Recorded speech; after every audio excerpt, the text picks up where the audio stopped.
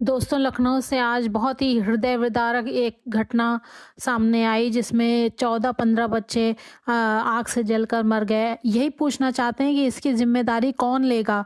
कौन लेगा? अगर एलडीए ज़िम्मेदार नहीं है, पुलिस ज़िम्मेदार नहीं है, किसने इनको एनओसी दी और कैसे इतने बच्चे पढ़ रहे थे? जब भी हम लोग भी लखनऊ में आते-जाते रहते हैं, देखते हैं इतने सारे छोटे से जगह पे इतने सारे दुकानें और ऊपर एक के ऊपर एक दुकान, दुकान के ऊपर दूसरी दुकान और इतनी मल्टी लेयर्ड दुकानें हैं और उस पे होर्डिंग्स, फाइबर वाले होर्डिंग लगे रहते हैं और पूरी तरह से जैम पैक्ड रहते हैं। जिस तरह से इस समय गर्मी का आलम बना हुआ है, उस हिसाब से चारों तरफ एसी चलते रहते हैं और एसी चलाने के लिए चारों तरफ से बंद होना ऑब्वियसली ज़रूरी रहता है।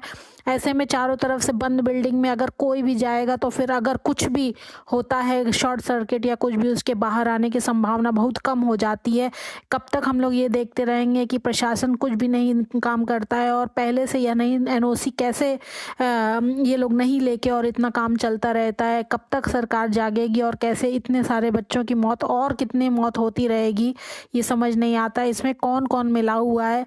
काम नीचे से ऊपर तक क्या सब लोग मिले हुए हैं? कौन इसकी जिम्मेदारी लेगा? कौन उन 14-15 बच्चों की मौत का जिम्मेदार है? ये आज बताना ही पड़ेगा। और ये कोई नई घटना नहीं है। अभी कुछ दिन पहले 19-20 दिन पहले दिल्ली में ऐसा ही कांड हुआ। उसके बावजूद सरकार ने ना कोई ऐसा रेगुलेशन पास किया, ना कोई ऐसी सर्कुलेट की गई कि देश में ऐसी किसी भी घटना को बंद किया जाए। दोस्तों, आज एक बात और है कि ब्रिटेन के प्राइम मिनिस्टर कीयर स्टारमर ने इस्तीफ़ा दे दिया। हम लोग के यहाँ से कभी कौन सा इस्तीफ़ा होगा? कौन इन सब घटनाओं पे राम मंदिर में चोरी हो जाती है, इसका दोषी कोई नहीं है।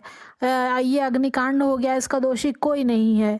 ये इतनी पेपर लीक हो गए, इसका दोषी कोई नहीं है। तो इसका मतलब कि कोई दोषी नहीं है। सब लोग अपने अपने घर चले जाओ और अपने काम चुपचाप करते रहो, क्योंकि इस देश में ना किसी को सज़ा मिलेगी, ना कोई, जब कोई जिम्मेदार ही नहीं है, जिस किसी जुर्म हुआ ही नहीं है, तो फिर सज़ा किस बात की मिलने वाली है?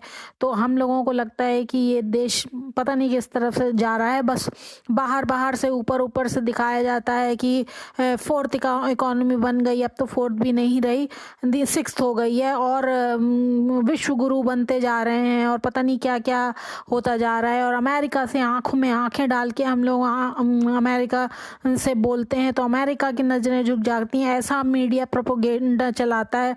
जितनी भी ये गोदी मीडिया है वो इस तरह दिखाता है कि पता नहीं पूरे भारत देश की वाहवाही पूरे देश में, पूरे विश्व में हो रही है। हम लोग का डंका बज रहा है। वो डंका तो छोड़ो, मगर जो 15 लोग मर गए, बच्चे थे, मर गए, किसी किसी के बच्चे होंगे। आज उनके माँ बाप से पूछना चाहिए कि उनके ऊपर क्या गुजर रही होगी और वो पूछ रहे होंगे कि भाई हमारे बच्चों का दोष क्या था?